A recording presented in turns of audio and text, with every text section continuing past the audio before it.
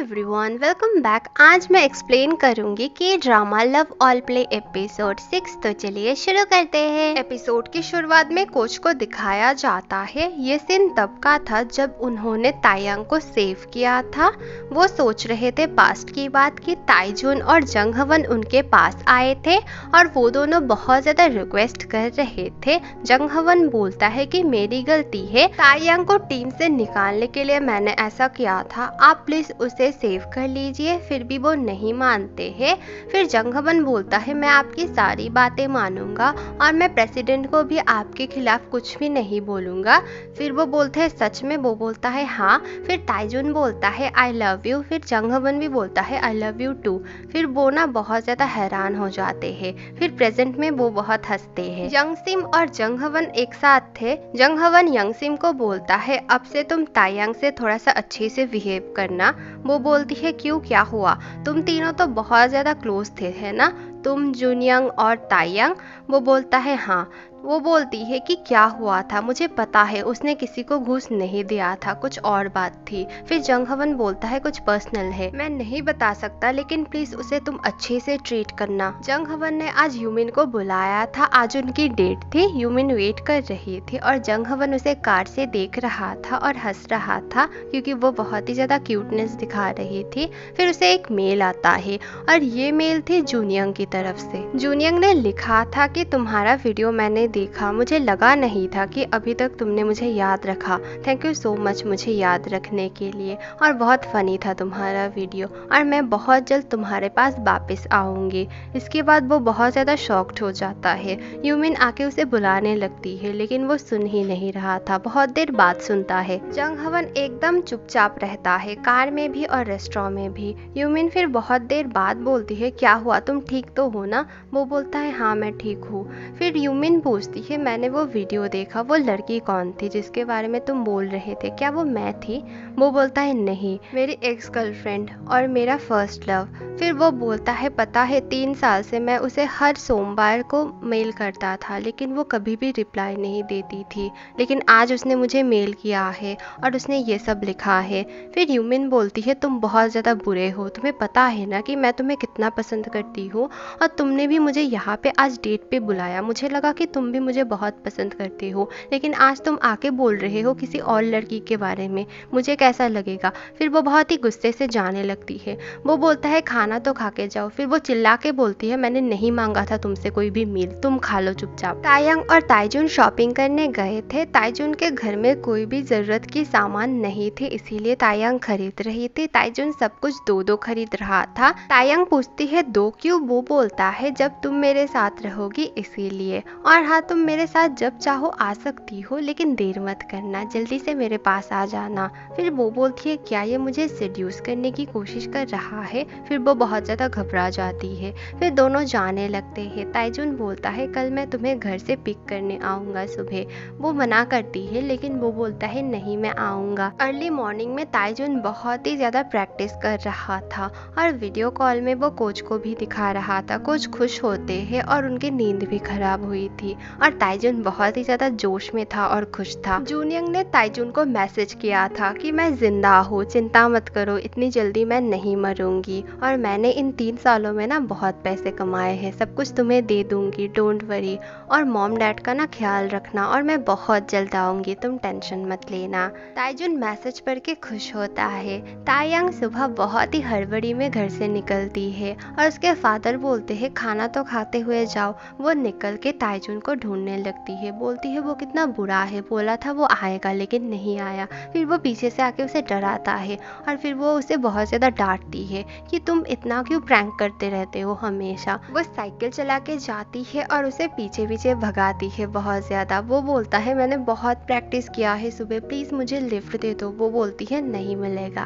फिर ताइजुन बोलता है आज से तुम सबके सामने ना उतना ज़्यादा मतलब चुपचाप चुपचाप मत रहना, उनको आंसर दे देना और अच्छे से आंसर देना ताकि वो लोग तुम्हें पसंद करना स्टार्ट करे। वो बोलती है ठीक है। तायंग सबसे बहुत अच्छे से बात करती है और सारे एथलीट उससे उतना रूडली बात नहीं करते हैं। यंगसिम उसे साइड में बुलाती है। वो बोलती है जंग हवन से मुझे कुछ बातें पता चली है। मुझे पहले भी नहीं लगा था कि तुम इतना छोटा काम कर सकोगी, लेकिन पता नहीं तुम्हारी स्टोरी क्या है, मुझे जानना भी नहीं है। लेकिन कॉन्ग्रेचुलेशंस और बेस्ट ऑफ लक, तुम बहुत अच्छे से करना जो भी तुम्हें करना है। तायंग खुश होती है। फिर तायंग भाग के जाती है ताइजुन को ढूंढने के लिए। ताइजुन तो जिम कर रहा था और तायंग उसे चुपके देख रही थी। फिर ताइजुन बोलता है और कितनी देर तुम मुझे चुपके देखोगी? वो बोलती है तुमने कैसे देखा? वो बोलता है यहाँ पे ढेर सारे मिरर्स है। फिर तायंग उसे वो वाली लेटर देती है जो जाते वक्त उसने लिखा था। वो बोलती है मेरे जाने के बाद पढ़ना। वो उसका हाथ पकड़ लेता है और पढ़ने लगता है। तायंग बहुत ज्यादा शर्मा रही थी। ताइजुन बहुत ज्यादा खुश हो जाता है। तायंग बोलती है मैं तुमसे सच में बहुत प्यार करती हूँ। ताइजुन बोलता है कि मुझसे ज्यादा नहीं। फिर वो उसे किस कर लेता है और तायंग भी उसे किस कर लेती है। दोनों बहुत ही रोमांटिक सा मोमेंट शेयर करते हैं। सियोकबू कोच से बोलता है कि मैं और ताइजुन पार्टिसिपेट नहीं करेंगे, पहले आप हमारे बीच कंपटीशन रखिए कि हम में और नेशनल टीम में से कौन कौन सिलेक्ट हो सकता है। ऐसे आप रैंडमली हमें चूज मत कीजिए। मैं नहीं चाहता कि मेरी टीम मेंबर्स में कोई भी झगड़ा हो या फिर किसी को बुरा लगे। कोच को भी बहुत अच्छा लगता है आइडिया और दोंगबान को भी बहुत अच्छा लगता है। दोंगबान उसे सॉरी बोलता है। फिर वो बोलता है प्लीज सीनियर की तरह बिहेव करना, तुम एक सीनियर हो, जूनियर्स को खराब लगना नहीं चाहिए, हम लोग सीनियर है। सभी टीम मेंबर्स बहुत ही ज्यादा खुश हो जाते हैं। सियोकबू और यंगसिम आए थे हना यानी यंगसिम के बेटे के लिए शॉपिंग करने और यंगसिम को वो बहुत ज्यादा हंसा रहा था और बोल रहा था मैं भी हना को कुछ गिफ्ट देना चाहता हूँ ताकि हना मुझे बहुत पसंद करे। वो बोलते है क्यों, तुम्हें पसंद क्यों करेगी, तुम कौन लगते हो? असल में सियोकबू यंगसिम को बहुत पसंद करता है लेकिन बोलता नहीं है। यंगसिम उसकी तारीफ करती है, बोलती है तुमने एक कैप्टन के हिसाब से बहुत ही अच्छा डिसीजन लिया है। यंगसिम सैड थी क्योंकि हना की कस्टडी उसे नहीं मिली थी। फिर वो उसे बहुत ज्यादा चेयर करता है, बोलता है हना जब बड़ी होगी उसे सब कुछ समझ में आ जाएगा और वो बहुत ज्यादा प्राउड भी फील करेगी क्योंकि उसकी मॉम बहुत ही अच्छी एथलीट है। फिर वो दोनों बहुत ही क्यूट सा मोमेंट शेयर करते हैं। यंगसिम एक बुलडोजर को लेके बोलती है कि ये तुम हो। सियोकबू उस टॉय को खरीद के अपने पास रखता है और साथ में यंगसिम की एक कॉर्क को भी अपने पास रखता है। तायंग और ताइजुन जा रहे थे। ताइजुन बार बार उसका हाथ पकड़ रहा था। वो डांटती है कि तुम क्या कर रहे हो, लोग देख लेंगे। वो बोलता है इसी में तो मजा है ना, चुप चुप के प्यार करना, और ये बहुत ज्यादा थ्रिलर है।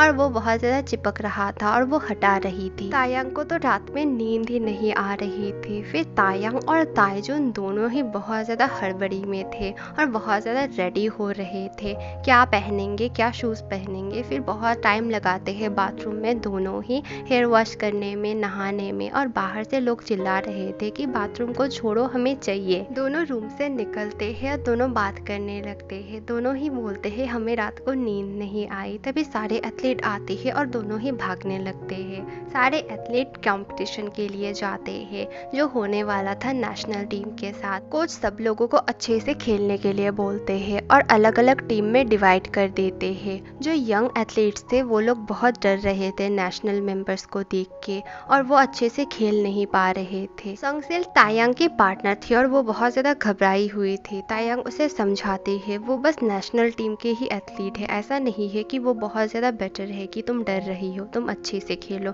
फिर वो बहुत अच्छे से खेलना स्टार्ट करती है। ताइजुन और जंग हवन खेल रहा था, अच्छे ही खेल रहे थे दोनों, लेकिन जंग हवन की वजह से ताइजुन को चोट लग जाती है फेस में और फिर खेल रोक दिया जाता है। तायंग को चिंता होती है उसके लिए, लेकिन वो कुछ नहीं कर सकती थी इतने लोगों के बीच। फिर ताइजुन जाने लगता है। तायंग पीछे पीछे भाग रही थी, लेकिन एक नेशनल टीम के एथलीट ने उसे रोक लिया था। वो बोलता है बहुत दिनों के बाद हम मिल रहे हैं। वो बोलती है हाँ। दोनों बात करते हैं थोड़ी देर। फिर वो बोलता है तुम्हारा नंबर सेम है ना? वो बोलती है हाँ। फिर वो पूछता है क्या तुम जूनियंग से मिली हो या फिर तुम टच में हो? वो बोलती है नहीं। और ये सब ताइजुन सुन रहा था नीचे से। ताइजुन को लगा था कि तायंग जूनियंग को नहीं जानती है, लेकिन अब उसे याद आता है कि तायंग भी तो नेशनल टीम की ही मेंबर थी। दोनों लव बर्ड्स सबके लिए खाना और ड्रिंक लेके आ रहे थे। जीहू पूछता है तुम आज मेरी तरफ देख ही नहीं रही हो? क्या तुम किसी और लड़के के बारे में सोच रही हो? वो बोलती है नहीं, एक लड़की, तायंग। तायंग ने मेरी बहुत मदद की, वो बहुत ग्रेट है, इसीलिए तो वो तायंग है, इतनी अच्छी एथलीट। जीहू बोलता है वो ताइजुन और जंग हवन वो दोनों ही बहुत बुरे हैं, उन दोनों की वजह से मुझे बहुत ज़्यादा प्रॉब्लम होती है, दोनों बहुत ज़्यादा गुस्सा करते हैं एक दूसरे पे और दोनों ही सेम है और बीच में मैं फंस जाता हूँ, मुझे बहुत ज़्यादा प्रॉब्लम होती है। फिर संगसिल बोलती है हम दोनों अब बहुत ज़्यादा पैसा कमाएंगे, बहुत मेहनत करेंगे, फिर हम दोनों रिटायर हो जाएंगे और एक साथ रहेंगे। यूनिस टीम के सारे एथलीट्स खाना खा रहे थे, कोच आके उनको बोलते हैं नेशनल टीम के मेंबर्स को भी कुछ दे के आओ, फिर सुनसो जाके दे के आता है। ताइजुन वेट कर रहा था, तायंग आती है और बहुत दूर बैठती है बहुत डरते हुए। ताइजुन आके उसके गोद में सो जाता है और बोलता है क्या तुम जूनियंग को पहचानती थी जब तुम नेशनल टीम में थी? वो बोलती है हाँ। फिर वो बोलता है जूनियंग कैसी लड़की थी, बहुत बुरी थी?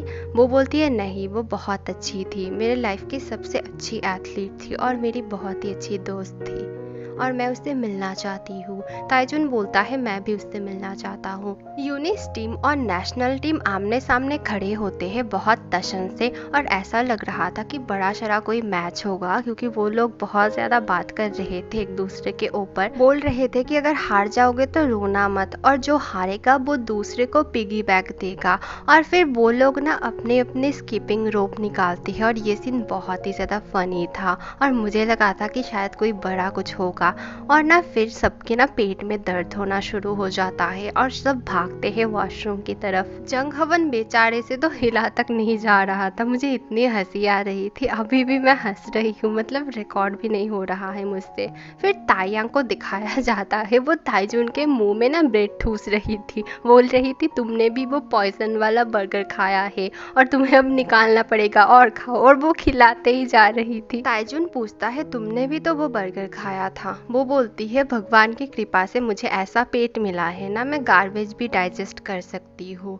फिर सबको हॉस्पिटल में दिखाया जाता है और सबको बहुत ही ज़्यादा दर्द हो रहा था और बहुत ही अजीबोगरीब पोज में सब पड़े हुए थे। तीनों कोच की हालत बहुत बुरी थी। कोच जैसे तैसे उठते हैं और बोलते हैं आप लोग पहले नेशनल टीम के एथलीट्स को देखिए, यही हमारे भविष्य है, इनको बाद में देख लेना। यूनिस टीम को बहुत ही बुरा लगता है और गुस्सा भी आता है। सबको तो बेड मिली थी लेकिन ताइजुन को बेड भी नसीब नहीं हुई थी, बेचारा चेयर पे ही पड़ा हुआ था। कुछ इमरजेंसी पेशेंट्स आए थे इसीलिए बेड की जरूरत थी और इसीलिए यूनिस टीम को बाहर शिफ्ट किया जाता है और सब लोग बैठे हुए थे, बहुत ही दुखी, बहुत ही खराब हालत थी और उन लोगों को गुस्सा भी आ रहा था। वो लोग बोल रहे थे वो लोग नेशनल टीम में इसीलिए उन्हें बेड मिली और हमें तो बैठने को भी नहीं मिल रहा है। तभी सियोकबू उठता है बहुत ही सीरियस फेस के साथ। सब लोग बोलते हैं हमारा कैप्टन हमारे लिए आवाज उठाएगा, लेकिन उसे तो वॉशरूम जाना था, वो भाग जाता है और उसके पीछे पीछे सभी लोग भागना शुरू करते हैं। ताइजुन के मॉम डैड आए थे उसे देखने के लिए। फिर ताइजुन बोलता है मैं ठीक हूँ, आप चिंता मत कीजिए।